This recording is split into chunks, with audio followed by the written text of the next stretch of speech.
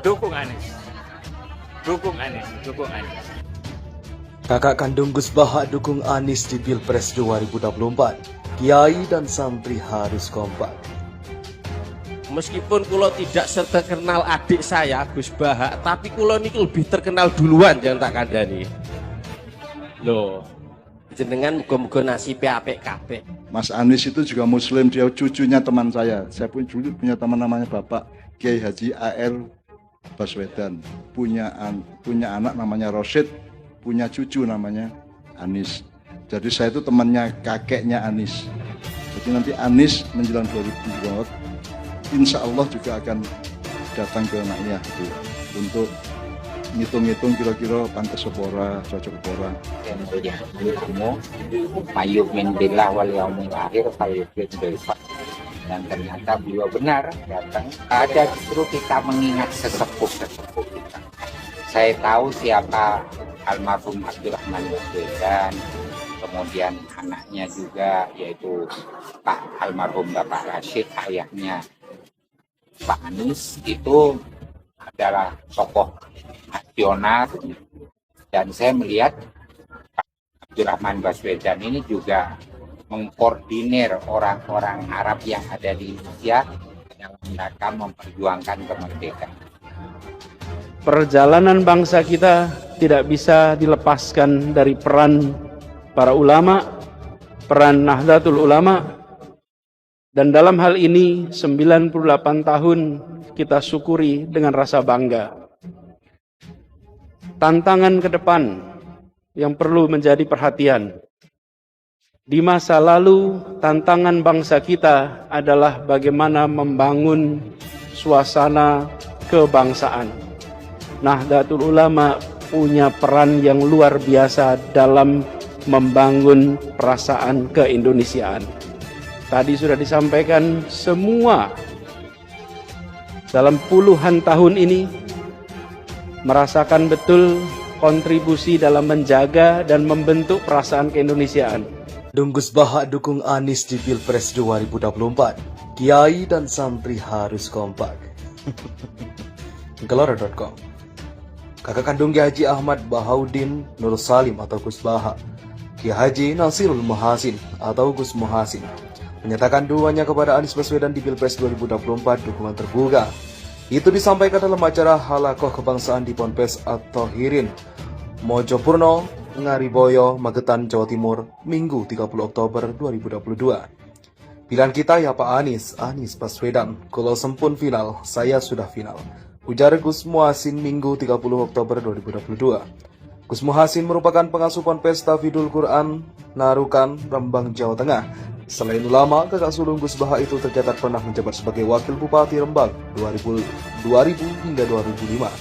Halakoh kebangsaan yang dihadiri Gus Muhasin bertema meningkatkan peran alim ulama dalam pembangunan kesadaran berbangsa dan bernegara tanpa hoaks dan fitnah. Halakoh dalam rangka perayaan Hari Santri dihadiri ratusan kiai langgar atau musala. Kiai Pondok Pesantren serta Bunyai Kabupaten Magetan, Gus Muhasin mengatakan saat ini pihaknya belum melakukan kampanye. Sebab koalisi partai politik pengusung Anies Baswedan hingga saat ini belum final. Saat ini baru Partai Nasdem yang telah menetapkan Anies Baswedan sebagai capres dalam Pilpres 2024. Gus Muhasin mengibarkan dirinya baru melakukan tarhim yakni selawat dan dikumandangkan umat Islam sebelum azan. Dari tarhim, fase berikutnya adalah azan dan berlanjut iqamat. Fase iqamat ditandai Anies Baswedan resmi mendaftarkan sebagai capres 2024 di KPU. Pada saat iqamat itu, kata Gus Muhasin, maka saatnya semua merapatkan barisan. Saatnya seluruh santri kiai ulama merapatkan barisan. Niki dereng kampanye, niki nambe tarhim. Tarhimane rodo banter. Ini belum kampanye, ini baru tarhim. Hanya saja tarhimnya agak keras, tutur Gus Muhasin. Gus Muhasin juga menjelaskan alasannya kenapa mendukung Anies Baswedan sebagai capres dalam Pilpres 2024. Selain Islami dan amanah juga memiliki visi masa depan. Gus Muhasin melihat ketiga hal itu ada pada sosok Anies Baswedan. Kiai santri adalah ada kerah kompak, kiai santri harus kompak, kata Gus Muhasin. Acara halakoh kebangsaan juga diwarnai dengan sesi tanya jawab. Dalam halakoh terlibat hadir Muhammad Nur Khairon, mantan komisioner Komnas HAM. Acara halakoh yang berlangsung meriah itu juga dimeriahkan oleh pentas selawat dan atraksi bela diri pencaksilat. berdasarkan ekspektasi ilmunya, betul enggak? Jadi Anda dipercaya karena Anda expert, karena Anda ahli suatu bidang yang Anda pelajari secara khusus sampai tingkat doktor misalnya ya. Jadi Menteri Pendidikan harus ada latar belakang ekspektasi pendidikan, Menteri BUMN harus ada ekspektasi yang terkait dengan tugasnya dan seterusnya. Sekarang saya tanya, siapa yang paling Anda percaya, yang paling Anda dengarkan dalam hidup ini?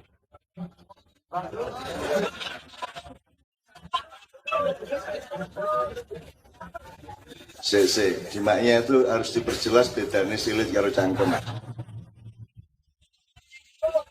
Kadang-kadang katanya cangkem padahal ngising, ya. Saya tanya, Rasulullah mengatakan siapakah yang aku harus hormati ya Rasulullah? Jawab Rasulullah. Kemudian siapa ya Rasulullah? Kemudian siapa ya Rasulullah? Kemudian bapak dan lain-lain. Jadi ibu itu 4 tingkat di atas dokter.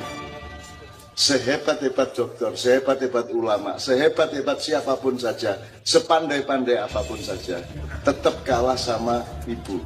Dan ibu itu engkau percaya, engkau dengarkan, engkau patuhi karena ilmunya,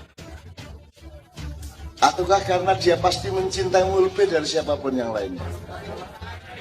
Jadi hubungannya penghormatan dan kepercayaan itu ternyata cinta yang besar, bukan keahlian. Maka kepandaian jangan diandalkan, kehebatan jangan diandalkan, kekuasaan jangan diandalkan.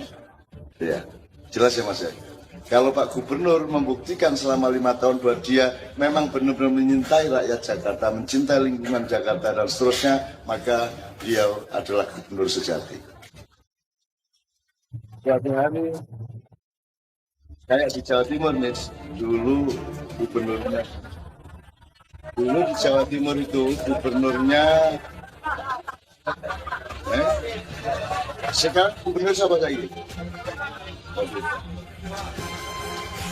Dulu sebelum Karwo, terus kok Sunandar Priyosudarmo. Sebelumnya lagi siapa? Jadi orang Madura kalau ditanyai siapa gubernurnya itu menyebut yang dia cintai. Meskipun sekarang sudah bukan. Loh, kan sekarang Pak Sunandar bukan cuma gantinya, Pak. Gubernurnya Bu. Siapa Presiden Indonesia? Ya Harmoko, Pak. Loh, Harmoko lah yang tiap hari mengumumkan Harmoko. Jadi tolong diketahui, Anda jangan salah asal-usul, jangan salah sebab akibat.